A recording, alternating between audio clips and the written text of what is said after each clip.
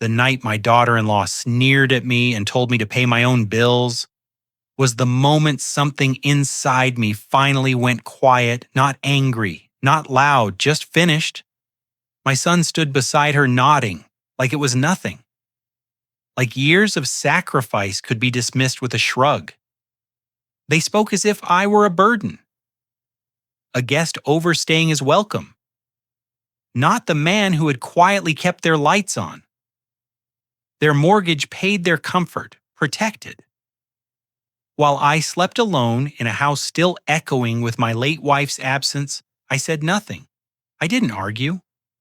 I simply looked around the room I had helped sustain and realized they believed they no longer needed me. That night I packed a single bag and walked out without slamming a door. What they did not know was that silence can be more dangerous than confrontation over the next weeks. I watched from a distance as confidence turned into confusion. Then fear bills went unpaid, calls went unanswered, and then one evening my phone rang. Her voice was sharp with panic. Stripped of arrogance, demanding to know what I had done in that moment, I understood something powerful. Revenge does not always arrive with shouting or cruelty. Sometimes it comes calmly, deliberately, and with perfect timing. Stay with me, because what I chose to say next did not just change their lives. It gave me back mine. And the truth behind it will leave you questioning how many quiet people you have underestimated. My name is Arthur Sinclair. I'm 67 years old, a retired civil engineer who spent 4 decades designing bridges and highways across the Northeast. My wife Eleanor passed away 2 years ago, and since then I have been living in my son's guest room trying to be useful, trying to belong somewhere. What I did not realize until that night was how completely I had failed at both the dinner started like any other Sunday evening at Daniel and Lauren's house, roast chicken, mashed potatoes, green beans from a can. Lauren never was much of a cook, but I learned early in my time there not to offer suggestions. I learned to make myself small, to take up as little space as possible, to be grateful for every meal placed in front of me, even when the portions grew smaller and the conversation grew colder. I helped clear the table that night as I always did. It was my way of contributing, of earning my keep in a house where I increasingly felt like a piece of furniture that had outlived its purpose. I stacked the plates carefully, wiped down the placemats, moved quietly so as not to disturb whatever television program Lauren had already turned her attention toward. That was when I heard her voice. She was speaking to Daniel, who sat at the kitchen island scrolling through his phone. She did not look at me. She did not acknowledge that I was standing 6 feet away with dishes in my hands. She simply asked the question, as if I were not there at all. When is he going back to his place?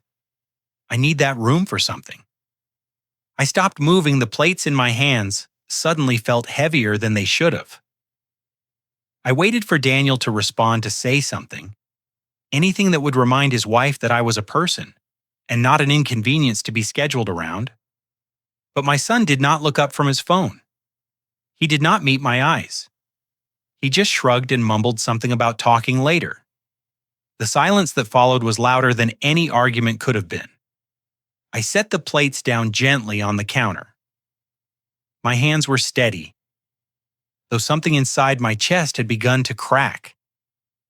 I looked across the room to the photograph of Eleanor that hung near the window. It was a small frame, easily overlooked, but I had asked them to keep it there after she died. In the picture, she was smiling, her eyes bright, with that knowing look she always had. She could read people better than anyone I ever knew she saw, through politeness and pretense, the way I saw through blueprints and stress calculations, standing there in that kitchen, surrounded by the family I had supported for over a decade. I heard her voice as clearly as if she were standing beside me. When they show you who they are, believe them. And when that day comes, call Thomas first. Those were her final words to me, spoken in the hospital 3 days before she slipped away. I had not understood them. Then I thought it was the medication. talking the confusion of a mind preparing to leave this world. But Eleanor was never confused. She was the sharpest person I ever met. She had seen something I refused to see, and she had tried to warn me. I finished cleaning the kitchen in silence. I said goodnight to Daniel, who barely looked up. Lauren did not respond at all. I walked to the guest room that had been my home for 18 months and closed the door behind me for a long time. I sat on the edge of the bed, staring at my hands. These hands had built structures that would stand for 100 years. They had held my wife through her final breath. They had written checks and signed documents and carried grandchildren who were now too busy to visit, and yet somehow those same hands had failed to build a life where I was wanted. I didn't pack much one suitcase, a few changes of clothes, my medications, and the small leather folder where I kept important papers. I didn't leave a note. There was nothing left to explain to people who had stopped listening years ago. 11:00 that night. I walked out the front door of my son's house, the door I had helped pay for the house. I had helped maintain the family. I had helped support through every crisis and setback for more than 10 years. No one heard me leave. No one called after me. The porch light stayed off that night. I did not run. I finally listened to my wife. I drove for nearly an hour before I pulled into the parking lot of a roadside motel 20 miles outside of town, the kind of place where nobody asks questions and the sheets smell faintly of bleach. I paid cash for 3 nights and carried my single suitcase into a room with a television bolted to the dresser and a window that looked out onto the highway. It was past midnight when I finally sat down on the edge of the bed. The silence was different here, not the cold, dismissive silence of my son's house, but something emptier, something that invited memory. And memory came whether I wanted it or not. I thought about the last 10 years, the checks I had written, the problems I had solved, the weight I had carried so quietly that no one ever noticed I was carrying anything at all. When Daniel and Lauren bought their house, they were short on the down payment by nearly $15,000. I covered it without being asked, without expectation of repayment. When the roof needed replacing 3 years later, I wrote another check, $45. For renovations over the years, all told new kitchen cabinets, a finished basement, the kind of improvements that made Lauren proud to host her book club and dinner parties. Then there was her car. Lauren had crashed her sedan into a guardrail during an ice storm, and insurance covered barely half the replacement cost. Daniel called me that night, voice tight with stress, and I transferred $32,000 into their account before the weekend was over. Lauren never mentioned it again.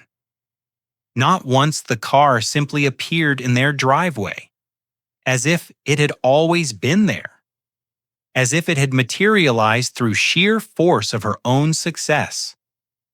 The grandchildren's school fees came next, $28. 0 spread across 3 years paid directly to the academy, so the kids could attend the same private school as Lauren's friends' children. I remember signing those checks at my kitchen table, Eleanor watching me with an expression I could not quite read. She never told me not to help, but she never told me I was making a difference either. Perhaps she knew something I did not. There were countless smaller expenses too. Grocery runs when times were tight. Emergency repairs when appliances failed, birthday gifts and holiday contributions and quiet transfers. Whenever Daniel's voice carried that particular note of shame, I never asked for gratitude. I told myself that family did not keep score, that love meant giving without expectation. But sitting in that motel room, I began to wonder if I'd confused generosity with disappearance. One memory surfaced sharper than the others, a dinner party at Daniel's house 4 years ago. Lauren had invited several couples from her social circle women with expensive haircuts and husbands who talked about golf handicaps and investment portfolios. I stayed in the kitchen most of the evening, refilling water pitchers and clearing plates, trying to be helpful without intruding. That was when I heard Lauren's voice carry through the doorway. She was laughing, gesturing around the renovated dining room with obvious pride one of her friends had complimented. The house asked how they managed such a beautiful home at their age were completely self-made. Lauren said no help from anyone. Daniel and I built this life ourselves. I stood frozen by the sink, a serving platter in my hands. I waited for Daniel to correct her. He was sitting right there at the head of the table. He knew where the money had come from. He knew who had made their comfortable life possible. But my son said nothing. He simply smiled and raised his glass. I never mentioned what I heard. I told myself it did not matter that pride sometimes makes people forget, but the words stayed with me longer than they should have, like a splinter. I could not reach another memory followed softer, but no less significant. A summer afternoon 3 years before Eleanor died, I came home early from an errand and found her leaning over the backyard fence, deep in conversation with Margaret Hill. From next door, they stopped talking the moment they saw me, their expression shifting into something carefully neutral. "What were you two discussing?" I asked, trying to sound casual. Eleanor smiled, that mysterious smile she had perfected over 40 years of marriage, just planning for the future. Dear, I did not press further. I never pressed Eleanor on anything. I trusted her completely. And perhaps that trust made me blind to things I should have seen. What I did not know then was that Eleanor had spent years watching what happened to Margaret. 15 years earlier, Margaret's own daughter-in-law had orchestrated her removal from the family home, legal maneuvers, emotional manipulation. A son too weak to stand against his wife, Margaret lost everything: her house, her savings, her place in her own family. Eleanor had been furious about it for weeks. I remember her pacing our living room, voice sharp with outrage. How could he let that happen to his own mother? How could he just stand there and watch? And then quieter, almost to herself, "That will never happen to Arthur." Never. I did not understand what she meant at the time. I thought she was simply expressing sympathy for a neighbor's misfortune. But Eleanor never said anything without purpose. Every word she spoke was a seed planted for a harvest I could not yet see, sitting in that motel room surrounded by the hum of highway traffic and the smell of industrial detergent. I finally began to understand I was not generous, I was invisible, and Eleanor had seen everything I refused to see. The first morning in that motel room began with silence. Not the oppressive silence of being ignored, but something different, something that belonged to me alone. I woke before dawn and sat by the window in the single chair. The room provided the curtains were thin, letting in the gray light of early morning and the steady rhythm of cars passing on the highway below $45 a night. Bought me clean sheets, a working television I never turned on, and a view of strangers going somewhere else. It was more than enough. I waited for the anger to arrive. I had expected it the night before, expected to lie awake with my fists clenched and my mind racing through all the things I should have said, the confrontations I should have demanded, the boundaries I should have drawn years ago. I waited for rage to fill the hollow space in my chest, to give me something to push against, something to fuel whatever came next. But anger never came.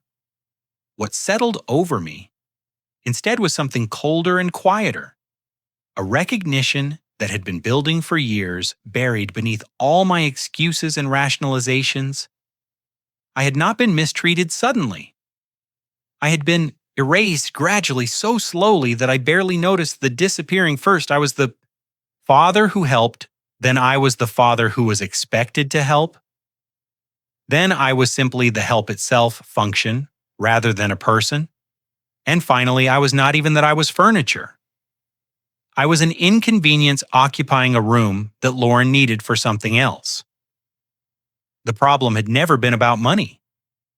I understood that now, with a clarity that felt almost painful. I could have given them twice as much, 3 times as much, and nothing would have changed because the issue was not what I provided. The issue was how they saw me somewhere along the way. Daniel stopped seeing his father and started seeing a resource. Lauren never saw me at all. I was simply part of the infrastructure of their lives. Like plumbing or electricity, useful when functioning, irritating when noticed. I thought about calling Daniel. I thought about demanding an explanation, an apology, some acknowledgement that I deserved better than to be discussed like an unwanted house guest in my own presence. I imagined the conversation in my head. The words I would choose, the points I would make. I had been an engineer for 40 years. I knew how to build arguments the same way. I knew how to build bridges, strong foundations, logical progression weight distributed properly, so nothing collapsed under pressure. But then I imagined Daniel's response. The defensiveness, the excuses, Lauren's voice in the background, coaching him on what to say, the eventual compromise where I would be allowed back into the guest room with vague promises that things would be different, promises that would dissolve within weeks. I would return to the same silence, the same invisibility, the same slow erasure. Nothing would change because nothing could change. They did not see me as someone worth changing for, so I made a different decision. I would not argue. I would not explain. I would not plead my case or defend my dignity or try to convince people who had already made up their minds. I would simply remove myself completely. No dramatic exit, no bitter accusations, no. Desperate attempts to make them understand what they had done. I would just stop calling, stop helping, stop existing in their world, let them experience life without my invisible support. Let the bills arrive that I had always quietly covered. Let the emergencies happen that I had always quietly solved. Let them discover piece by piece exactly how much I'd been holding together without anyone noticing or caring. This was not revenge. Revenge requires anger, and I had none left to give. This was something simpler. This was me, finally, after 67 years on this earth, deciding that I mattered enough to stop giving myself away to people who did not value the gift. I sat by that window for a long time, watching the highway traffic increase as morning turned to midday, trucks hauling freight to distant cities, families in minivans heading toward vacations, salesmen in sedans rushing to appointments, everyone moving, everyone going somewhere, everyone with a purpose that had nothing to do with me for the first time in longer than I could remember. I felt something like peace. I had spent my entire adult life filling silence with usefulness. If I was helping, I was worthy. If I was providing, I was loved. I had never learned how to simply exist without earning my place, but sitting in that motel room watching the world pass by outside my window, I began to understand that some silences are not empty. Some silences are statements. Some silences are the loudest thing a man can say. I would not beg for a seat at their table. I would not explain why I deserve to be treated with basic dignity. I would not teach grown adults lessons they should have learned decades ago. I would simply be silent and let that silence speak for itself. Silence was not weakness. It was my first boundary in 67 years. On the third morning, I found the courage to make the call I had been avoiding. Eleanor's final words had stayed with me through every sleepless hour in that motel room. When they show you who they are, believe them, and when that day comes, call Thomas first. I had carried those words like a sealed envelope of my own, never quite understanding what they meant, never ready to find out. But sitting alone in that small room with nothing but highway noise and my own thoughts for company, I realized I had run out of reasons to wait, Thomas. Keller had been our family attorney for nearly 30 years. He handled our estate planning, our property, documents, the quiet legal architecture that held a lifetime together. Eleanor trusted him completely, and that trust had always been enough for me. I dialed his office number from memory. The receptionist put me through immediately, as if my name had been flagged for priority. 2 rings later, Thomas answered Arthur. His voice carried something I could not quite identify: relief, perhaps, or anticipation. I've been waiting for this call for 2 years. I didn't know how to respond to that. I had expected pleasantries, condolences, the usual awkward dance of reconnection after a long silence. Instead, Thomas spoke as if he had been counting the days. Until this moment, Eleanor left instructions. He continued before I could find words. Very specific instructions. She made me promise to follow them. Exactly, no matter how long it took. Instructions about what about you, about what to do. When you finally called. He paused, and I heard papers shuffling on his end. She left a sealed envelope in my care. The conditions were explicit. I could only open it when you left your son's house. Not before, not under any other circumstances. Only when you walked away from Daniel and Lauren on your own terms. The room seemed to tilt slightly. I gripped the edge of the desk to steady myself. She knew, I said quietly. She knew this would happen. She didn't know exactly when, but she knew who. Thomas's voice softened with something like admiration. She called Lauren the one who counts other people's money. Said she'd been watching that woman calculate your worth since the day Daniel brought her home. Eleanor told me it was only a matter of time before Lauren decided you'd given enough. I closed my eyes and saw my wife's face, that knowing smile, those sharp eyes that missed nothing. All those years I thought I was protecting our family, and Eleanor had been protecting me. What's in the envelope? Thomas Property documents the house on Maple Street where you grew up, your family's original home. He paused to let this word settle. Eleanor transferred it into your name alone 3 years before she died, full ownership.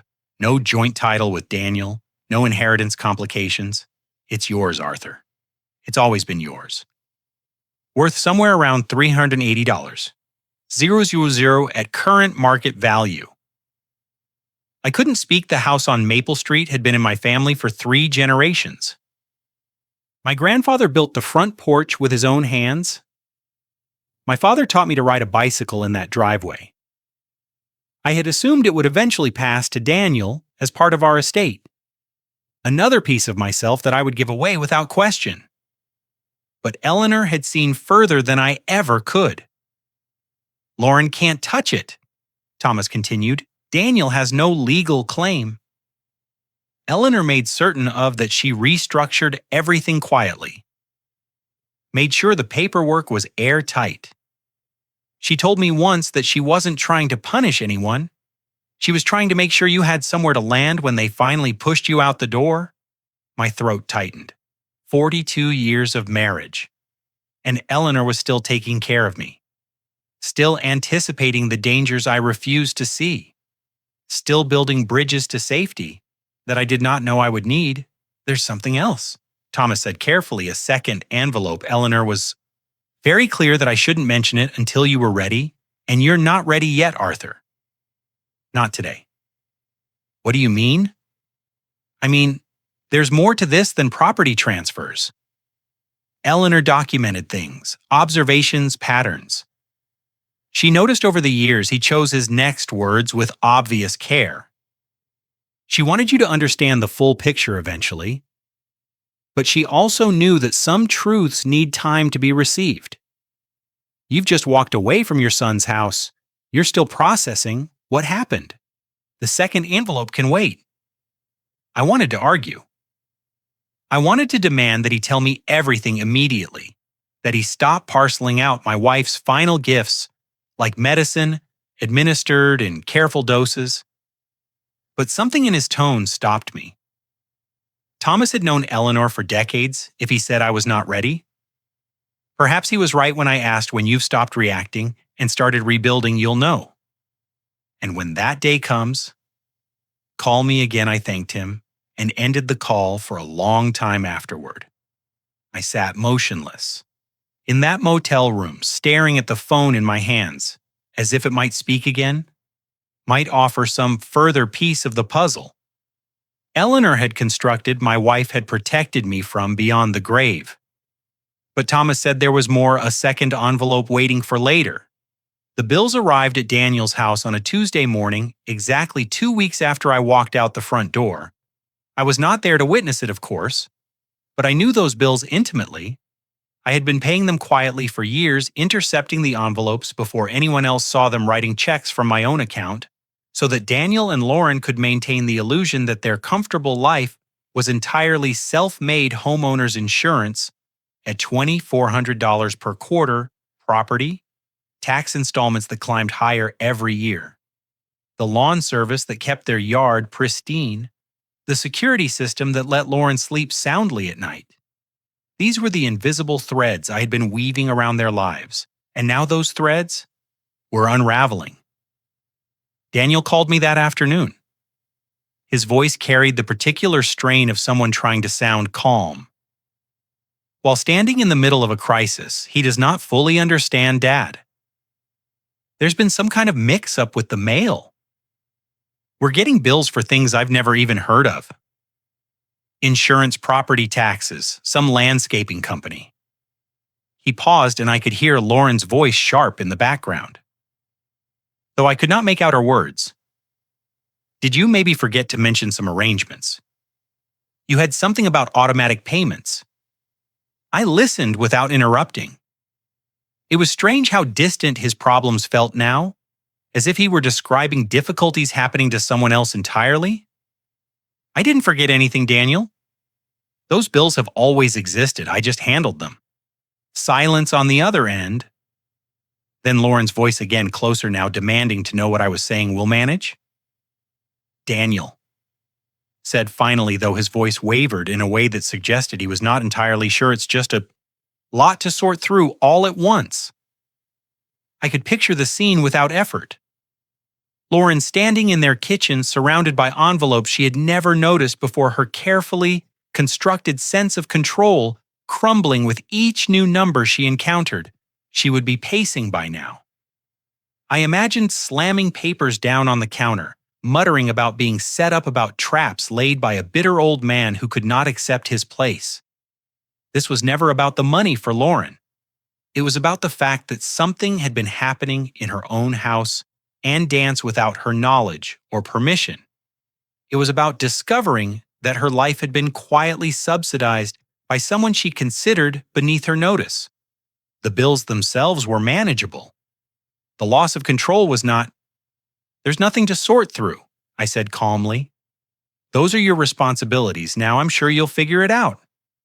I ended the call before he could respond. Later that same afternoon, there was a knock at my motel room door I was not expecting. Anyone I had told no one where I was staying, had made no arrangements for visitors, had assumed I would spend these early days in complete solitude while I figured out what came next. But when I opened this door, Margaret Hill stood in the hallway holding a container of homemade soup. She smiled as if my surprise was exactly what she had anticipated. Chicken noodle, she said, pressing the warm container into my hands. Eleanor's recipe. She made me promise to learn it. I stepped aside to let her in. Still trying to understand how she had found me, Margaret settled into the room's single chair as if she had been there many times before, her eyes taking in the sparse furnishings, without judgment. How did you know where I was? I finally asked small-town Arthur Word Travels, but her expression suggested there was more to it than small-town gossip. I've been waiting to hear that you'd finally left. Eleanor told me years ago that this day would come. She just didn't know exactly when. I sat down on the edge of the bed, the soup container warming my hands. Margaret watched me with an expression I could not quite read, sympathy perhaps, but also something fiercer, something that looked almost like satisfaction. Eleanor always said you were stronger than you looked. Margaret continued. She said you had a quiet kind of strength that people mistook for weakness, the kind that bends without breaking. She paused, her gaze steady. She was right.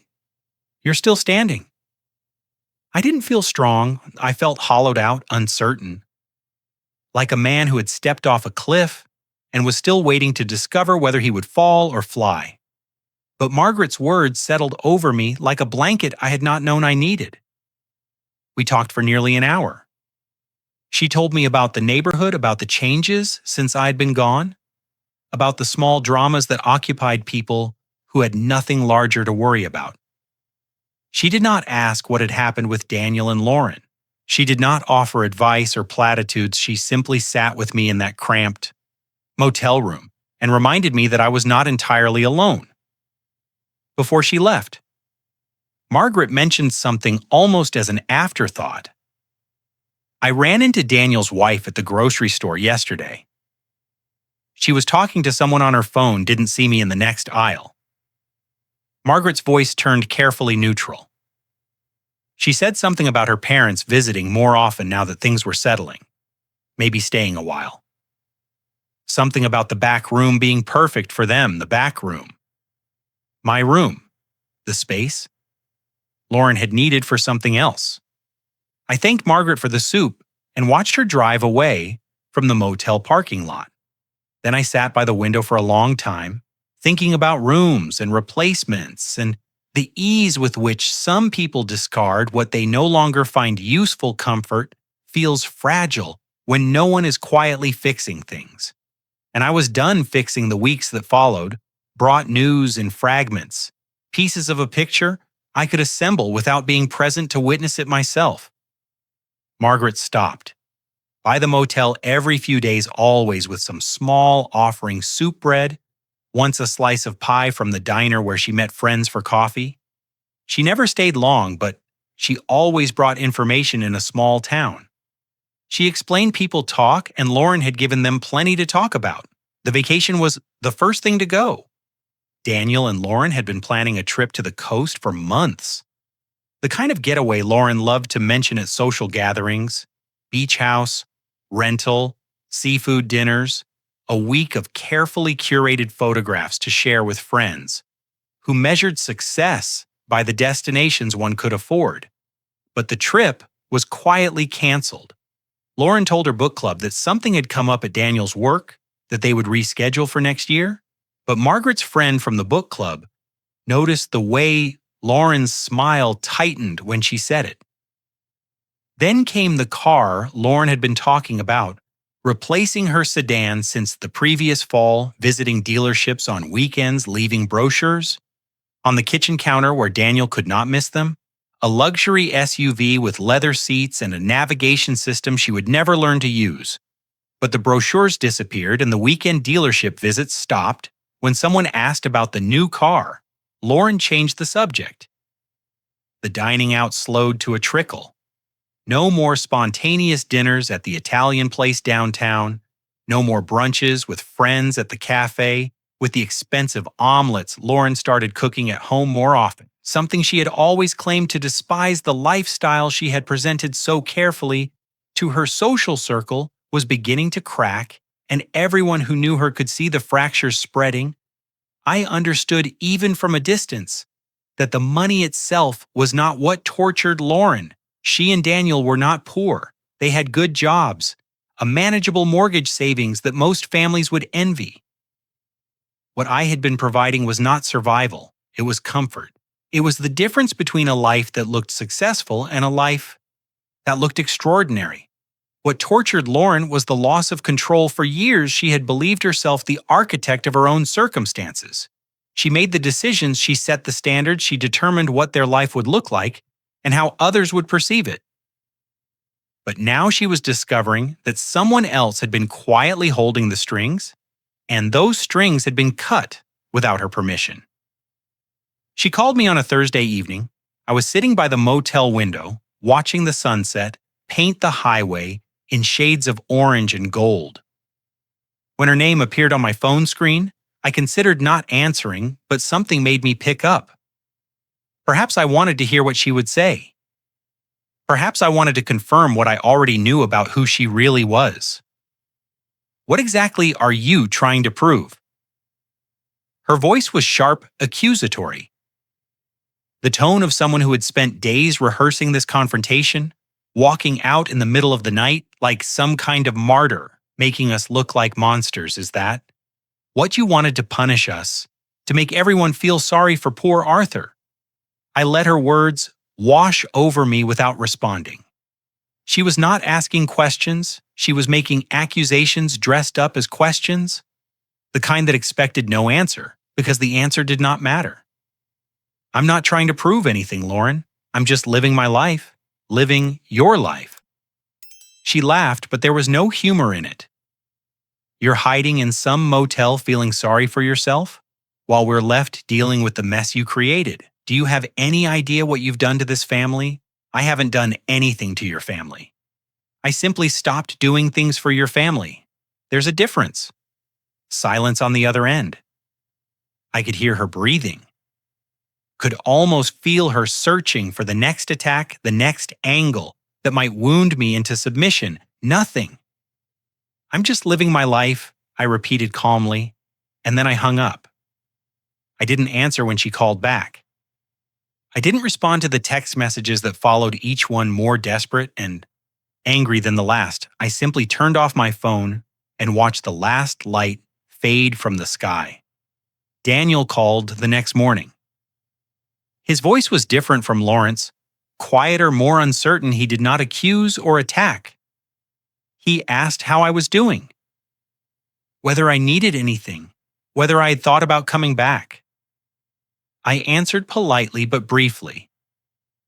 I was fine. I didn't need anything. I had not thought about coming back before he hung up. Daniel mentioned something almost in passing. He had been looking at their bank statements, trying to understand where all the money was going now that unexpected expenses kept appearing. He noticed some transfers he did not recognize. Money moving to an account that was not theirs. I started to ask Lauren about it. He said, his voice dropping slightly, but she gave me this look, you know, the one. So I just closed the laptop and didn't bring it up again. I knew the look. I had seen it many times over the years. The look that said certain questions were not welcome, that certain boundaries should not be crossed, that peace in the household depended on not noticing things that demanded to be noticed. Daniel also mentioned, almost as an afterthought, that Lauren had been measuring my old room the week before she'd walked through it with a tape measure, making notes on her phone talking about possibilities. She said it would make a perfect guest room or maybe an office for her dad. Daniel paused. I didn't really think about it at the time, but now I'm not sure what to think. I thanked him for calling and ended the conversation for a long time afterward. I sat with what he had told me, the strange transfers, the measured room, the plans being made without his knowledge or consent. Lauren was not just losing control of her circumstances. She was building something else, something hidden, something that even Daniel was not allowed to see. Power feels different when it no longer listens to you. Daniel came to see me 3 days later. He arrived at the motel without calling ahead his car pulling into the parking lot just as the afternoon light was beginning to fade. I watched him through the window, sitting in his vehicle for several minutes, before he finally stepped out and walked toward my door. His shoulders were hunched in a way I had never seen before, carrying a weight that seemed too heavy for his frame. When I opened the door, he didn't greet me.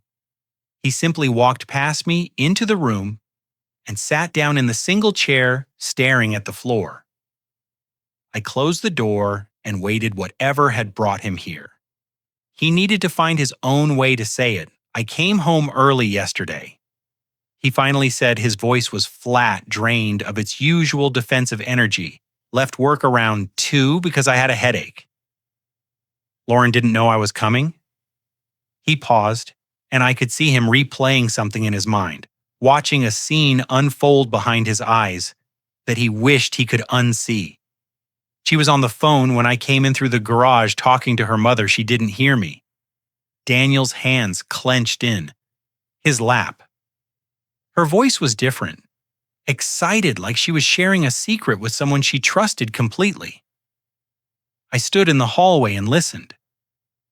I said nothing. I could feel the shape of what was coming. The confirmation of suspicions I had been carrying since Margaret first mentioned Lauren's plans for my room. She said once he's officially out of the picture, you and Dad can move and the room's already empty. We just need to wait a few more weeks for everything to settle. Daniel looked up at me, and I saw something in his eyes I had never seen before. Shame, perhaps. Or the particular pain of someone who has finally allowed themselves to see what was always there. She wasn't talking about a visit. Dad. She was talking about replacement. Your room? Your place in our house? She wanted to erase you and put her own parents there. Instead, the words hung in the air between us. I had suspected something like this since Margaret's report about the grocery store conversation, but hearing it confirmed, hearing my own son describe his wife's calculated plan to substitute me with people who would worship her rather than see through her, carried a weight that suspicion alone could not match. I stood there in that hallway for I don't know how long. Daniel continued just frozen, trying to understand what I was hearing, and then I started thinking about everything else. All the little things I'd been noticing, but refusing to put together. He told me about the patterns he had begun to see, how Lauren questioned every expense that did not directly benefit her, but never hesitated to spend on things that enhanced her image. How she spoke about the future in terms that always centered herself, her comfort, her preferences. How she had been measuring and planning and preparing for a version of their life that had no room for anyone who might challenge her control. I thought about all the times she said things about you. Daniel said quietly, all the comments I pretended not to hear the way she talked about you like you were a burden we were generous enough to tolerate, and I never said anything. Not once I just sat there and let it happen because I didn't want to fight, I didn't want to rock the boat. I chose peace over loyalty. I chose being comfortable over being your son. His voice cracked on the last word. I watched my son struggle with the recognition of who he had allowed himself to become, and I felt something I had not expected, not anger, not satisfaction at his suffering. Something closer to sorrow for both of us, for the years we had lost to silence and avoidance. What are you going to do? I asked. Daniel shook his head slowly. I don't know yet. But I'm watching now everything she says, everything she does, every plan she makes. I'm paying attention in a way I never did before. He met my eyes. I'm not confronting her, not yet. I need to understand the full picture first. I need to know what else she's been hiding. I recognized something in his words and his approach. It was the same strategy I had adopted weeks earlier. In this very room, no arguments, no accusations, just quiet observation, letting the truth reveal itself piece by piece. The money transfers. He added, I've been looking into them. She's been moving funds to an account I didn't know existed. Not huge amounts, but steady. A few hundred here, a few hundred there building something. I don't know what yet. He stood up to leave, pausing at the door with his hand on the frame. I'm sorry, Dad, for everything. For not standing up for you, for pretending I didn't see what was happening in my own house. He swallowed hard. I can't change what I did, but I can change what I do next. I nodded but did not offer the reassurance he might have been seeking. Some wounds cannot be healed with words. Some trust must be rebuilt through action alone. Daniel seemed to understand this. He didn't ask for forgiveness or absolution. He simply left, driving away into the gathering dusk. I stood by the window long after his tail lights disappeared, thinking about silence and its many meanings. For years, Daniel's silence had been a weapon that cut me without leaving visible wounds. His refusal to speak, to defend, to acknowledge what was happening right in front of him. That silence had been complicity dressed as neutrality, betrayal disguised as peace. But now his silence had changed.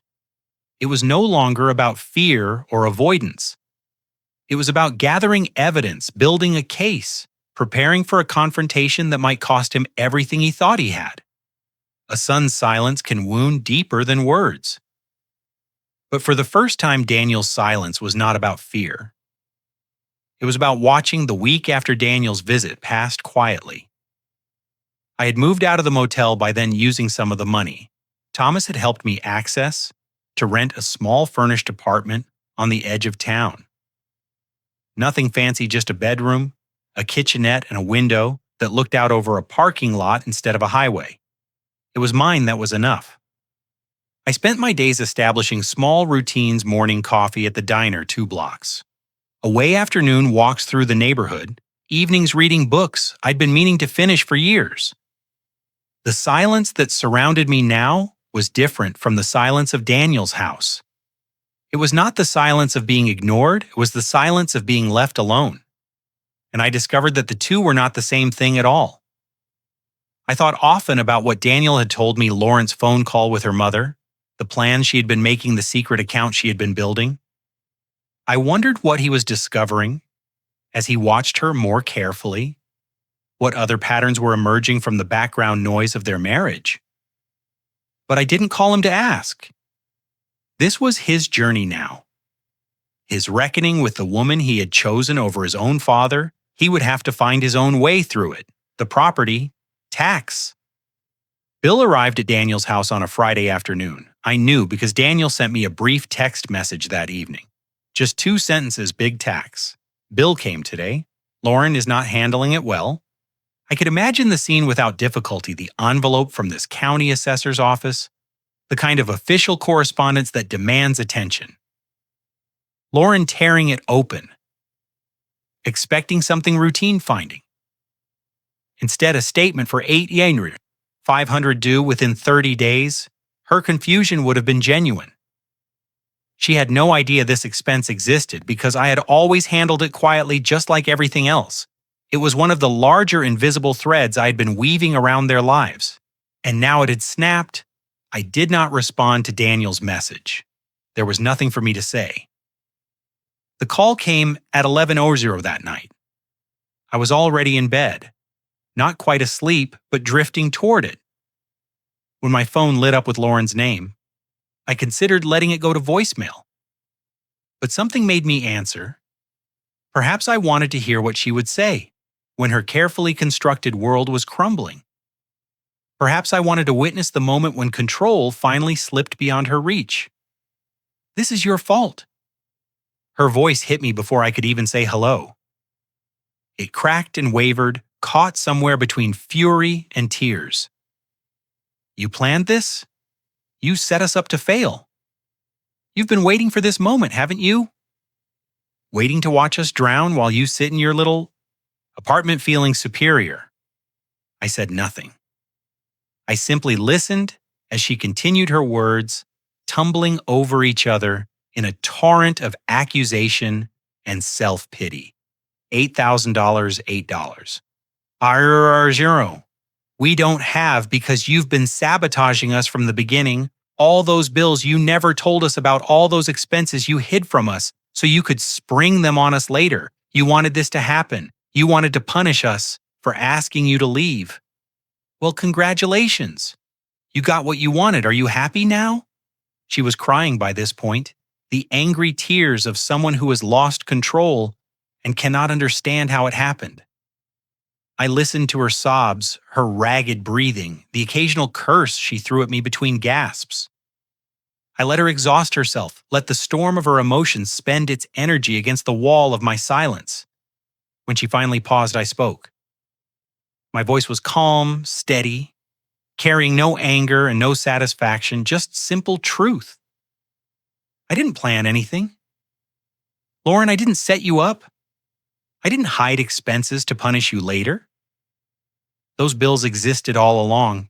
You just never saw them because I was always there to catch them before they reached you. I paused, letting the words settle. And didn't do anything to you. I just stopped doing things for you. I stopped catching you when you fell.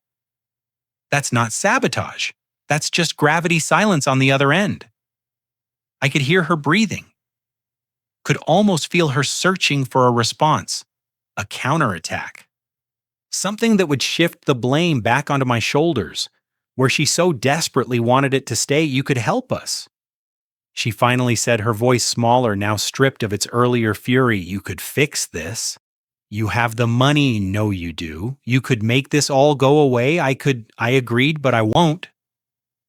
Why the word came out is almost a whisper. "Because you don't need me to fix your problems, Lauren. You need to learn that your problems exist. You need to understand that the life you've been living was never entirely yours. It was built on foundations you didn't lay and maintained by hands. You never thanked." I took a breath. "I'm not punishing you. I'm just not saving you anymore. There's a difference."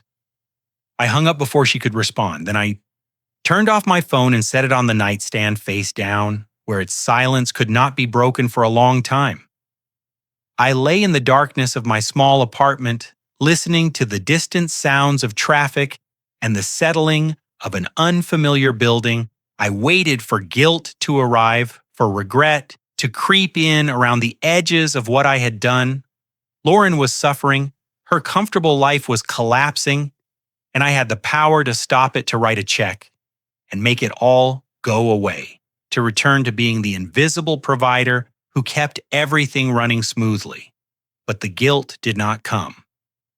Neither did the regret what came. Instead was something I had not felt in years, a loosening in my chest, a release of tension I had not even known I was carrying for a decade. I had been holding up a structure that no one else could see, bearing a weight that no one acknowledged, afraid that if I stopped, even for a moment, everything would come crashing down. Now I had stopped, and I was still standing. The crash was happening somewhere else, to people who had never appreciated what they stood upon. This time I did not rescue her, and for the first time in a decade, I slept through the night. Thomas called me the following Monday morning. His voice carried that same careful weight. I remembered from our first conversation, the tone of someone about to deliver something significant. "You're ready for the rest." Now he said without preamble, "Can you come to my office this afternoon?" I drove the 20 miles to his law firm with my heart pounding against my ribs. The second envelope, the one Eleanor had left for later, for when I was strong enough to receive whatever truth it contained, I had thought about it often during my weeks in the motel. In the quiet days in my new apartment, I had wondered what secrets my wife had been keeping, what observations she had recorded, what final message she had wanted me to hear. Only after I had walked away from everything she knew, I would eventually have to leave. Thomas's office was located in a converted Victorian house on a tree-lined street. I'd been there many times over the years, signing documents and reviewing plans, but today the familiar surroundings felt charged with something I could not name. The receptionist showed me directly to his private office, where Thomas waited behind his desk with a manila envelope in his hands. "Sit down, Arthur." He gestured to the leather chair across from him. "This may take some time." He slid the envelope across the desk. It was heavier than I expected, thick with whatever Eleanor had left inside my hands, trembled slightly as I opened it. Inside was a journal, leather, bound the kind Eleanor had always preferred for her personal writing. The cover was worn from handling the pages filled with her familiar handwriting. I recognized the loops and curves of her script immediately, the way she formed her letters with such deliberate care. She kept this during her final 2 years. Thomas explained quietly, "She gave it to me 6 months before she passed with instructions that it should only be opened after you had left Daniel's house. She wanted you to understand what she had seen." I opened the journal to the first entry. The date was written in the upper corner nearly 3 years ago. Eleanor's words greeted me like a voice from beyond the grave. "Arthur brought over another check for Daniel today, $1,200 for some emergency Lauren manufactured." I watched his face when he wrote it, the way he smiled, as if the money was nothing, as if giving meant nothing. But I saw the bank statement last week. He's been dipping into our retirement savings. He doesn't tell me because he knows I would object. He thinks if he gives enough, they will finally see him. They will finally love him the way he deserves to be loved. But Lauren doesn't love. She calculates, and Daniel has forgotten how to be a son. I turned the page, then another entry after entry, spanning months and years. Eleanor had documented everything, every dismissive comment Lauren made when she thought no one. Important was listening every time Daniel looked away when his wife belittled his father every holiday gathering.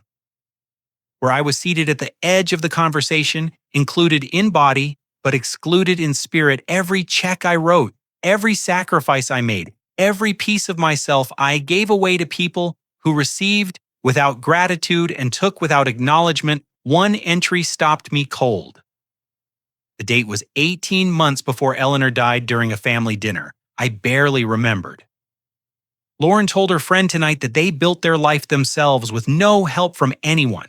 Arthur was standing 10 feet away. He heard every word. I watched his face go still, watched him absorb the blow without flinching, watched him continue clearing plates as if nothing had happened.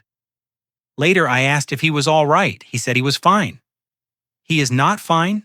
He has not been fine for years, but he cannot see it, because seeing it would mean admitting that his sacrifices have purchased nothing. His son is lost, his daughter-in-law is a predator, and my husband, the strongest man I have ever known, has been hollowed out so slowly that he does not recognize his own emptiness. The tears came without warning. They spilled down my cheeks and fell onto the pages of Eleanor's journal, blurring the ink of words she had written years ago. I wept for the first time since her funeral. Great shuddering sobs that seemed to rise from somewhere deeper than grief. I wept for the years I had wasted, for the love I had misplaced, for the wife who had seen everything and tried to protect me even when I refused to protect myself. Thomas said nothing. He simply sat across from me and let me cry, understanding that some moments require witness rather than comfort. When I could breathe again, I turned to the final entry. The date was 3 weeks before Eleanor died, written in handwriting that trembled with the weakness of her failing body. I cannot protect him while I am alive if I speak. They will call me the interfering mother-in-law they will poison. Arthur against me convince him that I am jealous or controlling or simply old and bitter. Lauren is skilled at such manipulations. Daniel will believe whatever keeps the peace, so I must protect Arthur from beyond the grave. Everything is in place. The property is secured, the documents are signed, Thomas knows what to do and when to do it. My only regret is that I will not be there to hold Arthur's hand when he finally sees the truth. But perhaps that is better. Perhaps he needs to find his strength alone, without me there to lean on. I love him. I have always loved him, and I will love him still. Even when I'm gone. Even when he thinks he is alone. He is never alone. He carries me with him. Always. I closed the journal and pressed it against my chest, holding it, the way I wished I could hold her one more time. The tears continued to fall, but they were different now. Not just grief. Something cleaner. Something like release. Eleanor had left me more than property. She had left me the truth, documented, dated, and undeniable. I kept Eleanor's journal on my nightstand for weeks afterward. Some mornings I would wake before dawn and read a few entries, letting her voice fill the quiet darkness. Other times I could not bring myself to open it at all, the weight of her love and her loss pressing too heavily on my chest, but knowing it was there. Knowing she had seen everything and still believed in me changed something fundamental. In the way I moved through my days, Margaret began visiting more frequently after I told her about the journal. She would arrive in the late afternoon with small offerings, a loaf of bread from the bakery or a bag of apples from the orchard outside town. We would sit together in my cramped apartment and talk about things I had not discussed with anyone in years. Eleanor lost the particular grief of being discarded by the families we had built with our own hands and hearts. Margaret understood in ways that others could not. She had walked this road before me 15 years earlier when her own. daughter-in-law had orchestrated her removal from the family she had spent decades nurturing. She knew the shame of feeling unwanted. She knew the confusion of wondering what she had done wrong, what she could have done differently, whether the fault lay in her own character rather than in the cruelty of others. And she knew the slow, painful process of rebuilding a life from the wreckage of betrayal. "You need a better place," she told me one afternoon, looking around my small apartment with a critical eye. "This is fine for hiding, but you're not hiding anymore. You're living. You need somewhere that feels like living." She helped me find a new apartment near the town center.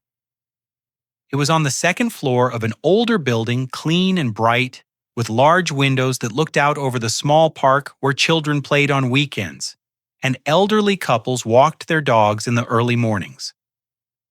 The rent was reasonable. The neighbors were quiet, and for the first time since I'd walked out of Daniel's house, I felt like I was moving towards something rather than simply away. I discovered in those weeks that I had forgotten how to enjoy simple things. For so long, every pleasure had been shadowed by obligation. Every moment of rest had been interrupted by the awareness that someone somewhere needed something from me, but now, with no one expecting anything, I found myself rediscovering the small satisfactions I had abandoned years ago. Morning coffee at the diner, 2 blocks from my apartment. The waitress learned my name and my order within a week, and there was something deeply comforting about being recognized for nothing more than showing up Saturday. Walks through the farmer's market, examining vegetables I had no intention of buying, listening to conversations between strangers about weather and grandchildren, and the price of tomatoes, evenings spent reading books I had started and abandoned during my years of invisible service, finally able to finish them without interruption one afternoon. Margaret mentioned something that made me set down my coffee cup and stare at her. "Eleanor and I used to talk about you," she said carefully. "A lot, actually more than you probably realized." "What did you talk about?" "Everything. Your marriage, your son, the way you gave and gave without ever asking for anything in return." Margaret paused, choosing her next words with obvious care. "She made me promise something to Arthur before she died." "What kind of promise?" She shook her head slowly. "Not yet. You're stronger now than you were. But you're not ready for that conversation. When the time comes, I'll tell you everything, but not today." I wanted to press her. I wanted to demand answers, the same way I had wanted to demand the second envelope from Thomas before he was ready to give it. But I had learned something about patience. In recent weeks, some truths need time to be received. Rushing them only diminishes their power. The senior center became my unexpected anchor. I had wandered in one morning looking for information about community resources and the director. A sharp-eyed woman named Patricia had taken one look at my background and asked if I would consider volunteering. They needed someone to help elderly residents navigate the maze of paperwork that seemed to multiply with every passing year: insurance forms, government benefits, medical documentation, the kind of bureaucratic complexity that could overwhelm people who had spent their lives working with their hands rather than pushing papers. I said yes without hesitation, and in that simple agreement, I found something I had not expected: purpose. Not the purpose of being needed by people who took me for granted, not the purpose of solving problems so that others could pretend those problems never existed, but the purpose of being useful on my own terms, helping people who appreciated the help making a difference that was acknowledged rather than invisible. The residents at the senior center thanked me. They looked me in the eye when they spoke. They asked about my day and listened to my answers. Such small things, really common courtesies that most people take for granted. But after years of being treated as furniture in my own son's house, those small courtesies felt like gifts beyond measure. I was not a provider anymore. I was not a burden. I was not invisible. I was simply Arthur Sinclair, 67 years old, a man with the right to exist, and the freedom to choose how that existence would unfold. For the first time in years, I felt present, not needed, just present, and that was enough. They came to my apartment on a Saturday afternoon, 3 months after I'd walked out of their house. I was returning from my volunteer shift at the senior center when I saw Daniel's car parked in the visitor space near the building entrance. My steps slowed as I approached. I had known this moment would come, eventually. Lauren was not the kind of woman who accepted defeat quietly. They were waiting in the hallway outside my door. Daniel stood with his hands in his pockets, shoulders, hunched eyes fixed on the carpet. He looked like a man who would rather be anywhere else in the world. Lauren stood beside him with perfect posture, her expression arranged into something soft and sorrowful. She had dressed carefully for this visit, modest clothing, minimal makeup, the costume of a penitent daughter-in-law coming to make amends. Dad Daniel spoke first. His voice strained. "Can we come in? We'd like to talk." I unlocked the door and let them enter. My apartment was small but tidy, the afternoon sunlight falling through the windows that faced the park. Lauren's eyes swept across the space, cataloging everything: the secondhand furniture, the books stacked on the coffee table, the photograph of Eleanor I had placed on the windowsill where the light touched it each morning. "Please sit down," I said, gesturing to the couch. I took the chair across from them, maintaining distance. Lauren began immediately, her voice trembling, with what she wanted me to believe was genuine emotion. "Arthur, I've been doing a lot of thinking since you left, about how things were, about the mistakes I made." She dabbed at her eyes with the tissue she had been holding in her hand. Clearly prepared for this performance, I was wrong. "I see that now. The way I spoke to you, the things I said, it wasn't fair. I was stressed and overwhelmed, and I took it out on you." She paused, waiting for me to respond. I said nothing. "We miss you, Dad." She continued, her voice breaking artfully on the words. "The house feels so empty without you. Daniel misses having his father around. The children ask about their grandfather. We're a family, and families should be together." She reached out as if to touch my hand, then pulled back when I didn't move toward her. "Please come home. We can start over. We can be the family we were always meant to be."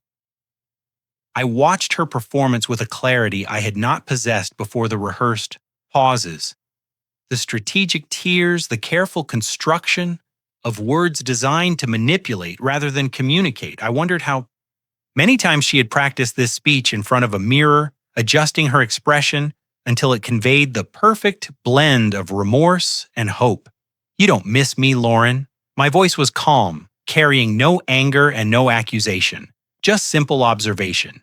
"You miss what I provided. There's a difference." Her expression flickered, a crack in the mask, quickly repaired. "That's not true. We miss you, the person, the father, the grandfather." "Then why did you measure my room for your parents before I had even left? Why did you tell your mother they could move in once I was officially out of the picture?" I watched her face carefully as I spoke. "Daniel told me he heard you on the phone. You weren't planning a family reunion. You were planning a replacement." The softness drained from Lauren's features, her posture stiffened. The tearful daughter-in-law disappeared, and in her place sat the woman I'd come to know over 10 years of quiet observation. The calculator, the controller, the one who counted other people's money. "After everything we did for you?" Her voice hardened, the pretense of reconciliation. "Abandoned. We gave you a home when you had nowhere to go. We fed you, housed you, included you in our family, and this is how you repay us, by abandoning us. When things get difficult, you owe us Arthur." Daniel shifted uncomfortably beside her but said nothing. He was watching now. I remembered gathering information, but watching was not the same as acting. "What exactly did you do for me, Lauren?" I asked quietly. "Name one thing." Silence. "You gave me a room in a house I helped pay for. You fed me meals at a table I helped buy you." included me in a family that treated me like furniture. I held her gaze without flinching. I paid for your renovations. I paid for your car. I paid for your children's education. I covered your insurance and your taxes and your emergencies, and in return you gave me a bed and permission to exist in your presence. That's not generosity, Lauren, that's tenancy. And the rent I paid was far higher than anything. You provided. Her mouth opened and closed. For once she had no response prepared, no manipulation ready to deploy. She had come expecting the old Arthur, the one who apologized for inconveniences he did not cause, who smoothed over conflicts he did not create, who retreated into silence, rather than speak uncomfortable truths, but that Arthur no longer existed. I'm not coming back. I said, not today, not ever. The version of me that lived in your house, that paid your bills without acknowledgement, that accepted your contempt as the price of belonging, that man is gone. I buried him the same night I walked out your door. Lauren stood abruptly, her composure shattered. You'll regret this, she said, her voice tight with fury. When you're old and sick and alone, you'll wish you hadn't thrown away the only family you had. I didn't throw away my family. Lauren, my family threw me away. I simply stopped pretending otherwise. She stormed out without another word. Daniel lingered for a moment, his eyes meeting mine with something that looked almost like respect. Then he followed his wife out the door, leaving me alone in my small apartment with the afternoon light and the distant sounds of children playing in the park. I was not coming back to who I used to be. And she was finally starting to understand that Daniel returned the next afternoon alone. I heard his knock and knew before I opened the door that something had shifted. The rhythm was different. Not the reluctant tap of a man accompanying his wife on an errand he wanted no part of. This was deliberate, purposeful. The knock of someone who had made a decision. He stood in the hallway looking like he had not slept. His eyes were red, rimmed. His clothes wrinkled in a way that suggested he had put them on without thinking. The careful neutrality he had worn during yesterday's visit was gone. In its place was something raw and unguarded. The face of a man who had finally stopped pretending. Can I come in? His voice was hoarse. I need to tell you something. Something. I should have told you years ago. I stepped aside and let him enter. He did not sit on the couch where he had perched uncomfortably beside Lauren the day before. Instead, he stood by the window, staring out at the park, gathering himself for whatever confession he had come to deliver after we left yesterday. Lauren and I had a fight. He began slowly, not about you, about money.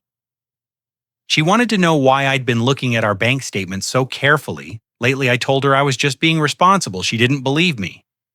He turned to face me, and I saw something in his expression I had not seen since he was a boy. Fear, not the fear of confrontation that had kept him silent for so many years. Something deeper. The fear of finally seeing clearly. I've been tracking those transfers. Dad, the ones to the account I didn't recognize.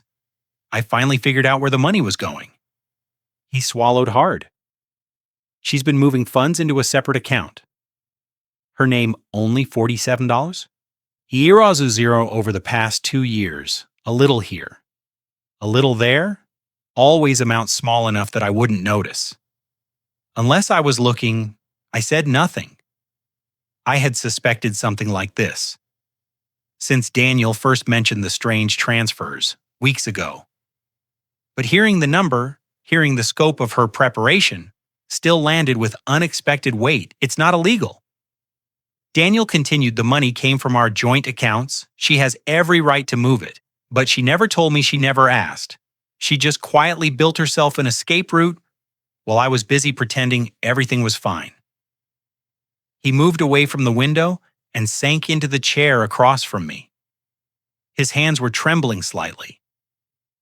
That's not all the phone call I told you about when she was talking to her mother about moving them in. I didn't tell you everything I heard. He met my eyes. She said, you were just the beginning. She said once you were gone and her parents were settled, She'd have the support system she needed to make her next move. I didn't understand what that meant at the time. Now I do. She wasn't just planning to replace you, Dad. She was planning to replace me too. Or at least to have everything in place in case she decided I wasn't useful anymore. The words hung in the air between us. I watched my son struggle with the recognition of who he had married, who he had defended, who he had chosen over his own father again and again. I knew he said finally, his voice breaking. That's the worst part. I knew she was treating you badly. I saw it every single day. The comments she made. The way she talked about you like you weren't even in the room. The way she made you feel like a burden for existing in your own son's house. Tears began to slide down his cheeks. But I was so afraid that if I said anything, if I stood up for you, I'd lose her. She'd leave me, or make my life miserable, or turn the kids against me, so I stayed quiet. I looked the other way. I let her tear you down piece by piece because I was too much of a coward to stop. He was sobbing now, the kind of deep, shuddering sobs that come from years of suppressed guilt, finally finding release. I chose her over you, Dad. Every single time I chose her over you, and I chose her over Mom's memory. He looked at me with devastated eyes. Mom would be so ashamed of me. She raised me better than this. She loved you so much. And I let someone treat you like garbage in your own family. I'm sorry. I'm so sorry. I don't know how to make it right. I don't know if I can. I let the silence settle before I spoke. There was no satisfaction in watching my son break down. No vindication in hearing him finally acknowledge what I had endured. Only a deep, weary sadness for all the years we had lost to his fear and my silence. I forgive you, Daniel. He looked up, hope and disbelief mingling in his expression. But forgiveness doesn't mean things go back to how they were. I held his gaze steadily. You can't undo 10 years of silence with one conversation. You can't rebuild trust with a single apology. Forgiveness means I'm not carrying anger toward you anymore. It means I'm willing to move forward, but moving forward doesn't mean pretending the past didn't happen. You have to earn what comes next through action. Not words, through consistency. Not promises. He nodded slowly, accepting the weight of what I was telling him. I understand, he said quietly. I'll do whatever it takes, however long it takes. I believed him for the first time in years. I believed my son meant what he said. The question was whether he would have the courage to follow through when the cost became clear, because the truth he had finally spoken would not save his marriage, it would end it, and we both knew it. My son had finally told the truth, but the truth would not save his marriage. It would end it. Margaret called me 3 days after Daniel's confession. Her voice carried a weight I had not heard before. A gravity that suggested the conversation she wanted to have was one she had been preparing for a long time. Come to my house this afternoon. She said, there's something I need to tell you, something I promised Eleanor I would share. When you were ready, I arrived at her small cottage at 3 Sneered. The house was modest but immaculate, filled with the accumulated treasures of a long life. Photographs lined the walls. Plants crowded the windowsills. The smell of fresh tea drifted from the kitchen, where Margaret was preparing a tray. She set the tea on the coffee table between us, then retrieved a small wooden box from a shelf near the fireplace. The box was old, its surface worn smooth by years of handling. She placed it on the table beside the teacups and sat down across from me. Eleanor wrote me letters, she said quietly, over the last 5 years of her life. Not many, maybe a dozen in total. But each one mattered. She lifted the lid of the box, revealing a neat stack of envelopes tied with a faded ribbon. I kept every one. I stared at the letters, recognizing Eleanor's handwriting on the topmost envelope. My wife had been corresponding with Margaret for years, and I had never known another layer of the protection she had been building around me without my awareness. Before I show you these, I need to tell you something about myself. Margaret's hands folded in her lap, and she took a slow breath. Something I've never told you directly, though. I suspect Eleanor shared pieces of it. She began to speak, and as she did, the shape of her past emerged from the shadows, where she had kept it hidden 15 years ago. Margaret had been living in the house she and her husband built together after his death. She continued there alone, maintaining the property, paying the bills, assuming she would spend her remaining years in the home where she had raised her son. But then her son married a woman named Carolyn, and Carolyn had plans. It started small. Margaret said, her voice steady, but tinged with old pain. Comments about how the house was too big for one person. Suggestions that I might be happier in a retirement community, questions about my finances that felt like inventories rather than concern. The pattern she described was achingly familiar. The slow erosion of position, the gradual dismissal of worth. The transformation from mother to burden, from family member to obstacle. Within 2 years, I had signed papers I didn't fully understand. Carolyn handled everything always with a smile, always with reassurances that she was looking out for my best interests. Margaret's jaw tightened by the time I realized what had happened. I had lost my home. My savings were depleted. My son stood beside his wife and told me I was confused that I had agreed to everything, that I should be grateful they were willing to help me find a nice facility. She paused, and I saw the ghost of that devastation cross her features. My son has not spoken to me in 14 years. I have grandchildren. I have never met. Everything I built, everything I sacrificed for my family, was taken from me by a woman who saw me as nothing more than an obstacle to her own comfort. The parallel to my own situation was unmistakable. Lauren had been walking the same path Carolyn had walked, using the same tactics, pursuing the same goals. The only difference was that I had escaped before the trap closed completely. Eleanor saw what happened to me. Margaret continued. She was one of the few people who believed me when I tried to explain. Everyone else thought I was bitter or senile or simply unable to accept that my son had grown up and moved on. But Eleanor knew. She watched the whole thing unfold, and it terrified her. Margaret reached for one of the letters and held it without opening it. She came to me about 4 years before she died. She sat right where you're sitting now and told me she could see the same patterns beginning in your family. Lauren's calculations, Daniel's weakness, your willingness to give until there was nothing left. Margaret met my eyes. She said, "I will not let this happen to Arthur. Help me." My throat tightened. I had known Eleanor was protecting me. I had read her journal, seen the evidence of her preparation, but I had not understood how deeply she had studied the danger, how carefully she had learned from another woman's destruction. We planned everything together. Margaret said the property transfer, the sealed letters, the documentation of how Lauren treated you. I recommended Thomas Keller because he had helped me try to fight Carolyn years ago. He lost that battle, but he learned from it. Eleanor wanted someone who understood how these things worked, who wouldn't underestimate the enemy. Tears were forming in Margaret's eyes now, the first I'd ever seen her shed. I couldn't save myself. Arthur, I lost everything: my home, my son, my grandchildren, my place in the world. Her voice broke slightly, but I could help Eleanor save you. I could make sure that what happened to me would never happen to you, and that was enough. That had to be enough. I reached across the table and took her hand. We sat together in silence.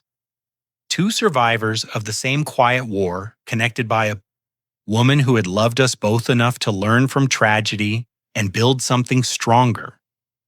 Eleanor had learned from someone else's destruction, and the woman who lost everything had helped ensure I never would.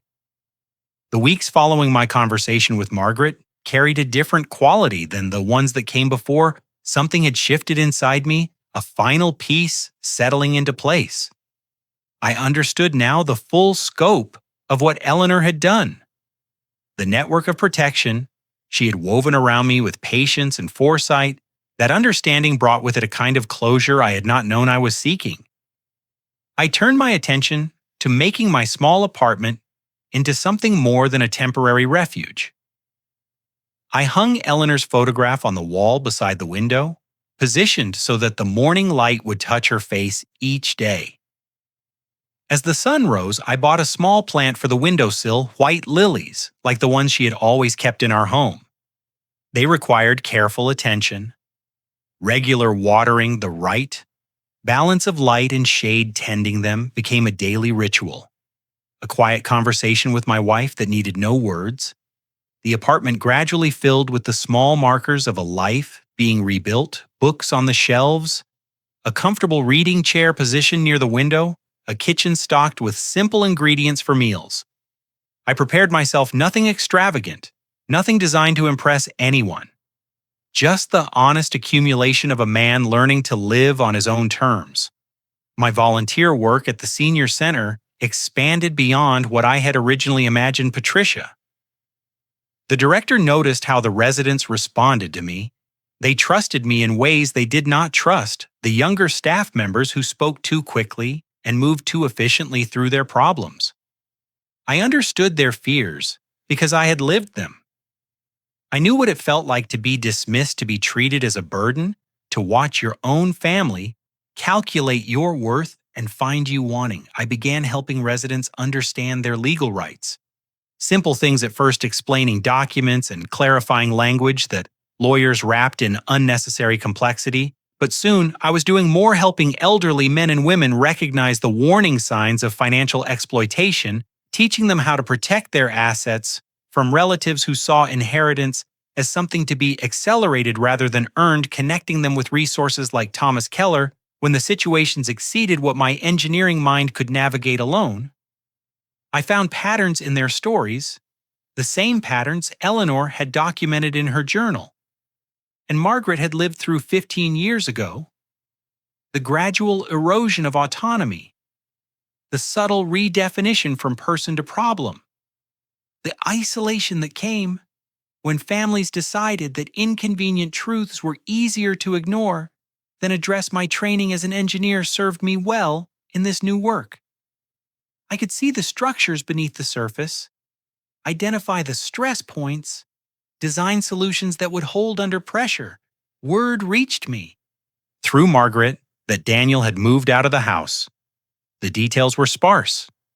At first filtered through the small-town network of gossip and speculation, but eventually Daniel himself confirmed it. During one of our increasingly frequent phone calls, Lauren and I are separated.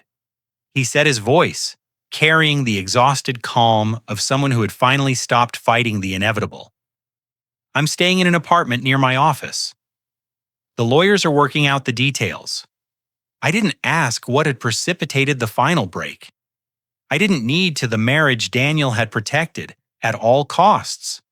The peace he had purchased with his silence and his complicity had collapsed under the weight of its own contradictions. Lauren's careful plans had unraveled the exit strategy she had been building. The separate account with its $47 000 had been discovered and disclosed. The replacement she had arranged for me would never move into my old room. I felt no celebration at this news, no vindication, no satisfaction at watching the edifice of their comfortable life crumble into rubble. What I felt instead was something quieter, a recognition that the storm had passed, and I was still standing. The winds that had threatened to destroy me had ultimately destroyed something else, something that had needed destroying. And I had survived to see the sky clear. Daniel called every few days now.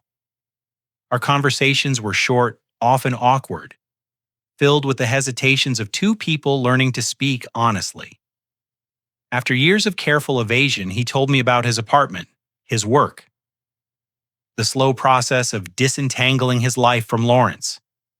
I told him about my volunteer work, the residents I was helping, the small satisfactions of my daily routine. We did not discuss the past directly. We did not rehash the years of his silence or my invisible. Sacrifice those wounds were still too fresh for examination, the scar tissue still forming. But there was something genuine in our exchanges that had been missing for a decade. He was trying. I could hear it in his voice, in the questions he asked, in the way he actually listened to my answers. Instead of waiting for his turn to speak one evening, he asked if we could have dinner together, not at a restaurant, not in some neutral territory designed to minimize discomfort at my apartment. He wanted to see where I lived, how I had rebuilt, what my life looked like now that I was no longer invisible. I said yes. The dinner was simple. Roasted chicken, vegetables from the farmer's market, bread from the bakery. Margaret had introduced me to. We ate at my small table by the window, watching the sunset paint the park in shades of gold and amber. Daniel complimented the food I told him about learning to cook again. After years of eating whatever was placed in front of me, we talked about the weather, about sports, about nothing of consequence. And somehow, in that inconsequential conversation, something important was being rebuilt. When he left that evening, Daniel paused at the door. He looked around my apartment one more time, taking in the photographs and the books and the white lilies blooming on the windowsill. "It feels like you," he said quietly, "this place. It feels like you." It was the kindest thing he had said to me in years after he left. I sat by the window and watched the last light fade from the sky. The park below was quiet, the children gone home for the evening, the dog walkers finishing their final rounds. I thought about everything that had brought me to this moment, the pain and the loss, and the slow, difficult work of rebuilding. I was not surviving anymore, I was finally living. Daniel filed for divorce. On a Thursday morning in early autumn, the papers were served at the house. Lauren still occupied, alone, delivered by a process server who had no idea of the history contained in those pages within. Days the news had spread through our small community, with the quiet efficiency that only small towns possess. I didn't spread it. I didn't need to. In a place where everyone knows everyone, where families have lived side by side for generations, information travels through channels that require no malice to operate. A comment at the grocery store, a whispered observation at the beauty salon, a question asked over coffee at the diner where I had become a regular. The truth found its own path into the light. People began asking me about the separation at church on Sunday mornings, at the farmer's market on Saturday afternoons, at the senior center, where my volunteer work had made me a familiar and trusted presence. They approached with careful curiosity, the hesitant concern of neighbors who sensed there was more to the story than they had been told. I did not lie to them. I did not dramatize or embellish. I simply told the truth quietly, without bitterness or self-pity. Yes, I had been living with Daniel. And Lauren, yes, I had left. Yes, there had been difficulties when they pressed for details. I offered only what was necessary. I was not treated with respect. I was made to feel unwelcome in my own son's home. I chose to leave rather than continue accepting the treatment.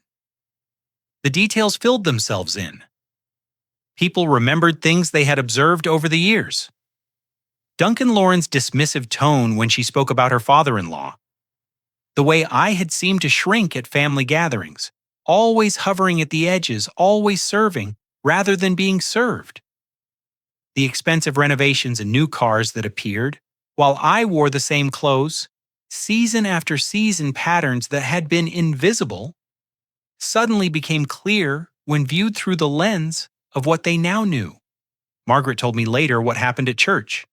The Sunday after the divorce filing became public knowledge, Lauren arrived in her usual carefully assembled outfit, her smile fixed in place, ready to perform the role of the wronged wife, navigating a difficult time.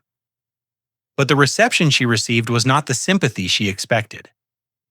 Conversation stopped when she approached people who had always greeted her warmly, offered only polite nods before finding reasons to move away.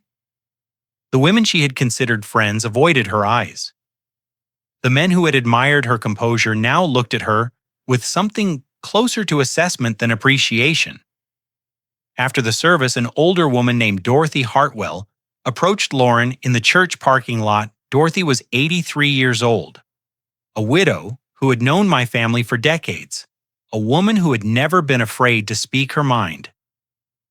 "I heard what you did to Arthur Sinclair," Dorothy said, her voice carrying clearly in the quiet morning air. "That poor man gave you everything, paid for your house, bought your car, put food on your table for 10 years, and you threw him out like garbage." She shook her head slowly. "Shame on you." Lauren had no response for once. Her arsenal of deflections and manipulations failed her. Completely, she stood frozen in the parking lot, while Dorothy walked away, surrounded by witnesses who would carry the story to every corner of our community before nightfall. She called me that evening. I was sitting by my window watching the sunset paint the park in shades of orange and red when her name appeared on my phone. I considered not answering, but something told me this would be our final conversation, and I wanted to hear what she would say when everything she had built was crumbling around her. "You ruined me." Her voice was bitter, stripped of all pretense, my reputation, my standing in this community. "Everything I spent years building, you destroyed it all." I listened to her anger, felt it wash over me without penetrating. There was a time when her accusations would have made me doubt myself, would have sent me scrambling to apologize for offenses I had not committed. The time had passed. "No, Lauren, I didn't ruin you." My voice was calm, carrying no satisfaction, no vindication, just simple. "Truth? The truth ruined you? I just stopped hiding it for you." Silence on the other end. Then, the click of disconnection. I set the phone down and returned my attention to the sunset. The colors were deepening now, the sky shifting from orange to purple. As the day released its final light, I thought about Lauren standing in the church parking lot, surrounded by the judgment she had always feared, stripped of the image she had polished so carefully. For so many years she had not lost money. The divorce settlement would leave her comfortable enough. She had lost something she valued far more than any bank account could measure. She had lost the image she had spent years constructing, the reputation she had built on foundations of deception and contempt. She had lost the power to control how others saw her. And for Lauren, that was the cruelest loss of all. 8 months passed, like water, finding its natural course, each day flowing into the next, with a rhythm I had forgotten existed, the urgency that had defined my years in Daniel's house. The constant awareness of being unwanted, the exhausting effort of making myself small enough to be tolerated, all of it had faded into memory. What remained was something I had not experienced since Eleanor was alive. Peace. My apartment had transformed from a refuge into a home. The walls held photographs, now images from different chapters of my life. Eleanor on our wedding day, radiant in white. Daniel as a boy, grinning at the camera with a fishing rod in his hands. My parents standing in front of the house on Maple Street. The house that Eleanor's foresight had preserved for me. The white lilies on my windowsill had flourished under my care, their blooms filling the room with a fragrance that reminded me of her every morning. The senior center had become the unexpected center of my new life. What began as simple volunteer work had grown into something more substantial. Patricia promoted me to a formal advisory role, helping elderly residents navigate the complex terrain of family conflicts and financial exploitation. My engineering background proved surprisingly useful. I could see structures and patterns, identify weak points, design solutions that protected vulnerable people from those who would take advantage of them. People trusted me. They came to my small office with their fears and their suspicions, their documents and their questions. I listened, the way Eleanor had always listened, with patience and without judgment. I helped them understand their rights, connected them with lawyers and social workers, taught them to recognize the warning signs I had missed for so long in my own life. It was the work Eleanor would have wanted me to do. Every person I helped felt like a conversation with her. A continuation of the protection she had built around me extended outward to others who needed it. Daniel completed his divorce in the spring. The proceedings were contentious at times. Lauren fighting for every asset she felt entitled to. But in the end, the settlement was fair. He kept his retirement accounts. She kept the money. She had secretly accumulated. The house they had shared was sold. The proceeds divided the physical structure of their failed marriage, dismantled and distributed. He visits me every Sunday. Now we watch football together in my small living room, sharing pizza or Chinese food, talking about sports and weather and the small events of our separate weeks. The conversations are different than they were before, honest in ways they never were. During the years of his marriage, he asks about my work at the senior center. I ask about his job, his apartment, the life he is slowly rebuilding from the wreckage of his choices. We do not speak often about Lauren or the years I spent in their house. Those wounds have scabbed over, but not fully healed. Sometimes Daniel will mention something in passing, a memory that surfaces unexpectedly, and I will see the shame cross his face before he pushes it back down. He is learning to be a son again. It is slow work, awkward at times, but genuine in ways that matter more than smoothness ever could. Lauren moved away 2 months after the divorce was finalized. She could not bear the whispers that followed her through grocery stores and church services, the looks that assessed and judged her wherever she went. The image she had spent years constructing had shattered beyond repair, and she lacked the tools to build something new in its place. Margaret heard she relocated to a city 300 miles away somewhere. She could start over as a stranger, somewhere the name Sinclair carried no history and no weight. I visited Eleanor's grave on a Sunday morning in late summer. The cemetery was quiet, the grass freshly mowed the headstones, casting long shadows in the early light. I brought white lilies from my windowsill, the blooms she had always loved, and placed them gently against the cool granite that bore her name. "You saved me," I said, quietly. My hand resting on the stone, even from beyond, you saw what I refused to see, and you built walls around me that held when everything else fell apart. I paused, feeling the morning breeze move through the trees that lined the cemetery paths. I finally understand, my love. I finally understand what you were trying to tell me. And I'm living now, really living the way you always wanted me to. I stayed for a long time speaking to her about the senior center and the people I was helping, about Daniel's visits and the slow repair of our relationship, about Margaret and the friendship we had built from shared survival.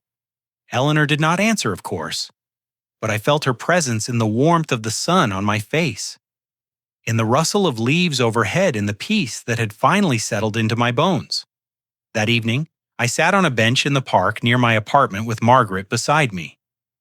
The sunset was painting the sky in shades of gold and crimson, the kind of display that seemed too beautiful to be accidental. We did not speak.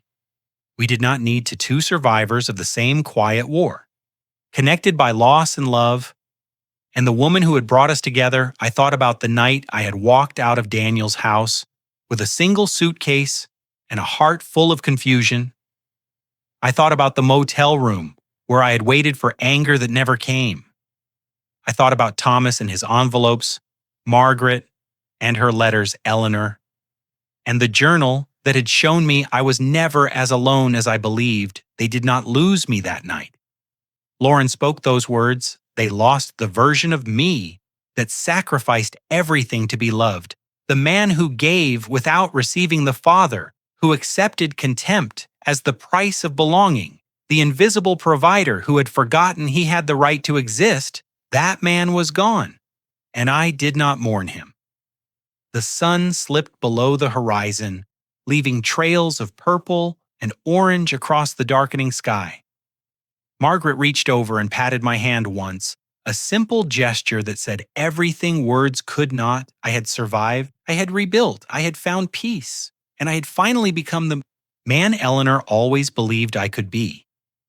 If you have stayed with me through this entire journey, I want to thank you from the bottom of my heart. This story was not just about revenge or justice. It was about something deeper. It was about recognizing your own worth when the people closest to you have forgotten it. It was about finding the courage to walk away from those who take you for granted, even when walking away means walking into the unknown. It was about the love that protects us even from beyond the grave, and the friendships that catch us when our families let us fall. Perhaps you saw yourself in Arthur. Perhaps you know someone like Lauren or Daniel. Perhaps you have been the invisible provider in your own family, giving everything and receiving nothing but contempt in return.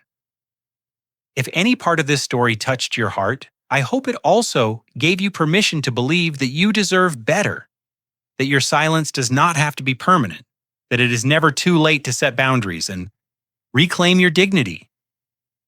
I would love to hear your thoughts in the comments below. Have you ever experienced something similar? Have you ever had to walk away from people who refuse to see your value, share your story with our community? You might be surprised how many others understand exactly what you have been through. If this story moved you, please take a moment to like this video and subscribe to our channel.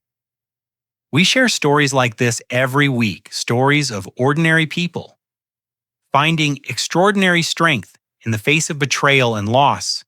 Hit the notification bell so you never miss a new upload. And if you know someone who needs to hear this message today, please share this video with them. Sometimes a single story can change everything. Thank you for listening. Thank you for being here. And remember, you are never too old to become the person you were always meant to be.